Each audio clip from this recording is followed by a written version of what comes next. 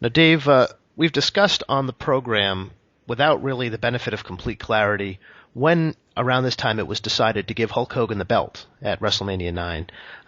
Was it decided early on in his return, or was it a last-minute change that day at WrestleMania, which has been sort of a more consistent rumor?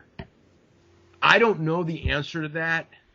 I didn't know that. I did know that Brett was going to lose to Yokozuna. I didn't know Hogan was going to beat Yokozuna. I do know that there were people who knew Hogan was going to beat Yokozuna. I don't know if it was the day of or the day before, but the people who I know who would know, I mean, it was a last minute thing as far as they knew. Now, as far as Vince and Hogan, did they know earlier? I couldn't tell you.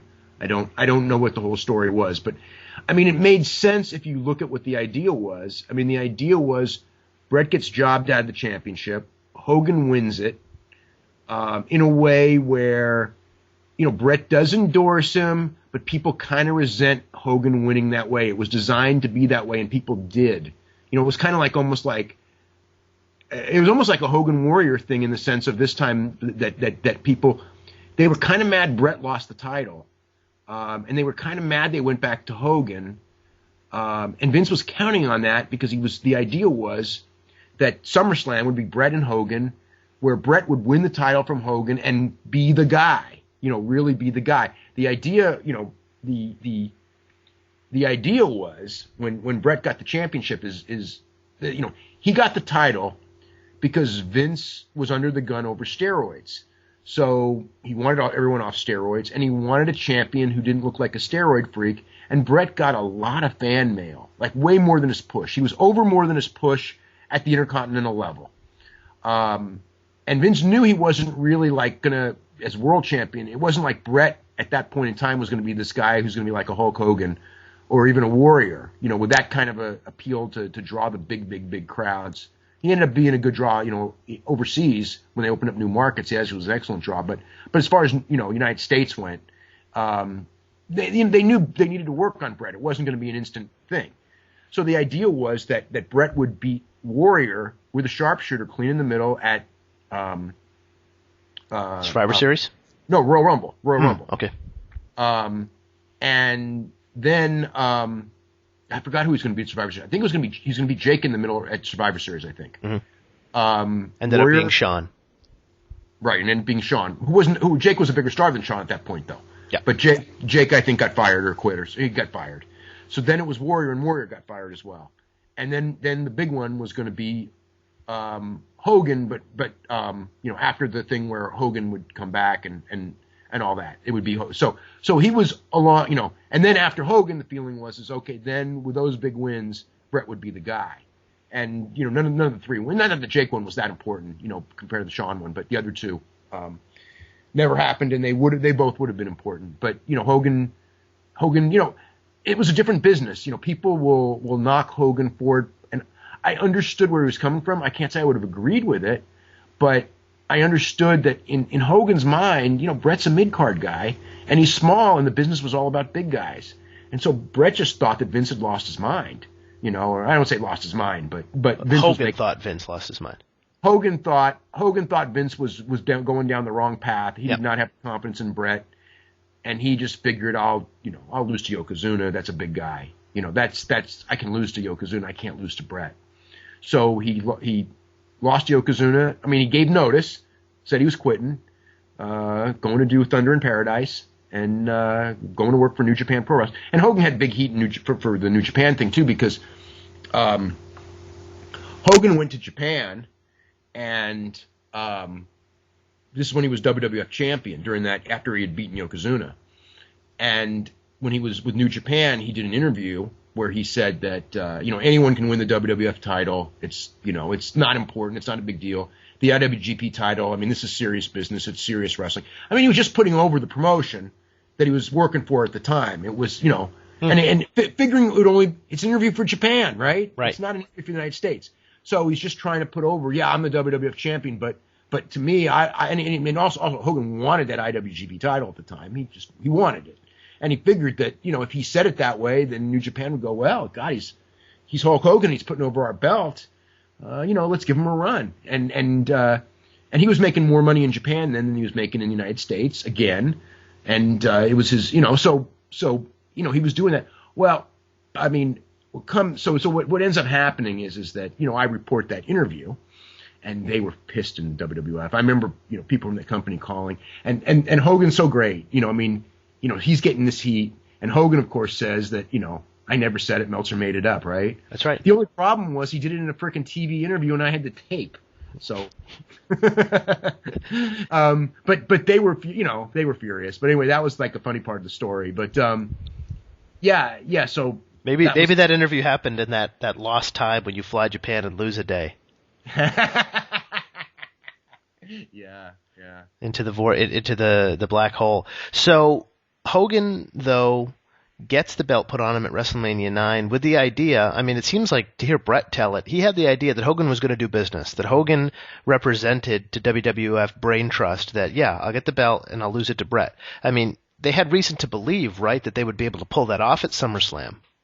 I don't know what Hogan said, because Hogan was always, of the opinion that he was never told that, and you just don't know. It's like Vince has never really, as far as I know, I don't think Vince has ever really talked about what happened then, and if it was today, I don't even know that Vince would remember. And Hogan has given the story that he was never told, and Hogan and Bret and Vince were together, and Vince kind of backed down to Hogan when they were all together. Bret's like, he was going to do this, and Hogan was like, no, I know I wasn't. Let's get Vince. Hogan was the one. Let's get Vince. So Vince comes in the room, and Vince mumbles around, and he didn't say, yes, you were going to do it. He kind of acquiesced to Hogan. So he may have never asked Hogan to begin with. He just maybe thought that this is what I'm going to do, and without thinking ahead of time. Let's face it. Look at historically. That's what's happened many times with Vince. Interesting, because in 2011 they released a DVD, The True Story of WrestleMania, and part of it was never before seen behind the scenes footage of WrestleMania 9, kind of like a making of WrestleMania documentary there at Caesar's Palace, the big arena they set up in the parking lot. And there's a scene there behind the scenes where Vince, Bret and Hogan are in their gear, they're talking, and they have smiles on their faces. It looks like small talk, but man, I wonder what representations were made that day, and what. Okay, but the conversation I'm talking about happened after WrestleMania. No, I understand it's not that conversation, but it's clear that they all had, you'd think that would come up if all three of them were face to face the night they were going to actually put the belt on Hogan. The only thing I don't know what Bret knew, and I haven't really ever discussed this with him that I can recall, but I would remember. Well, put it this way, I know people who were around Bret that weekend, and when that happened, when he knew when he found out he was going to lose the championship, I'm certain, or I don't say certain, but I'll say I'm 85% certain that he did not know he was going to win it back later. It was not represented as like, you're losing the title and you're going to win it back. The winning it back may have been a week later, it may have been a day later, because if he was told, Bret, you got to lose the title at WrestleMania, but you're going to beat Hogan at SummerSlam, there would be no negativity. In fact, he'd go, yeah, man, I can't wait to lose that title, because, lose to Yokozuna and beat Hulk Hogan clean in the middle. What you know what I mean? Yep. That's a positive. That's not a negative. And when he lost, I know that, it wasn't like he was, you know what I mean? Like, oh, I got to lose the title.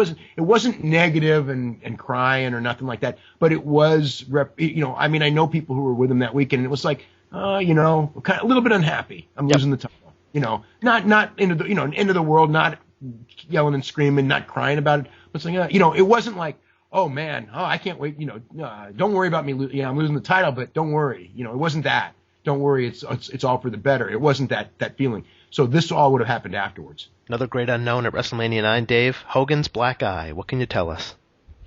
It's exactly what people say. They made a great story that Randy punched him in the eye, but it was a boating accident.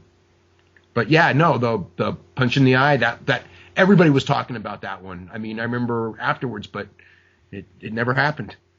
But it was a hell of a story, though. Yeah, boating accident. What, in the days before WrestleMania, for it to still be a shiner like that? Yeah, I know. It was just a couple days before, maybe a week before. What did you think of the idea of WrestleMania 9 and the Caesar's Palace thing? The idea of Vegas sounded good at the time. The idea of Caesar's Palace sounded great at the time. I thought the show completely sucked. I thought it was one of the worst. I thought that this and the two Trump shows would probably be God, I don't know. There might be some other ones that were bad, but these to me were the ones that stood out as the worst ones.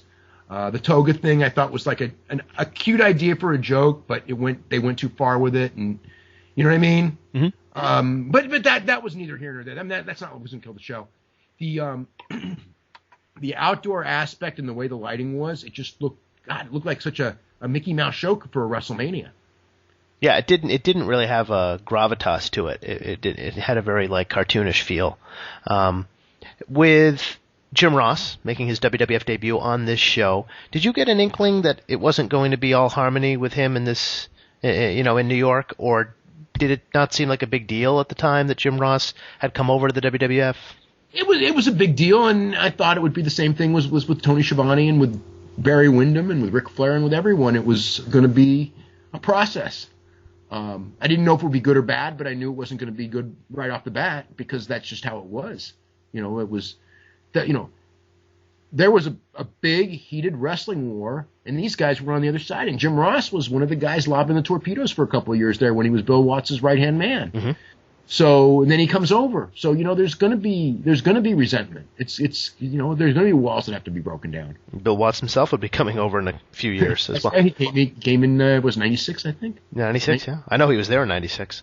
Only a couple of weeks though, right? Yeah, just enough time to talk to Vince Russo for a few heart-to-hearts.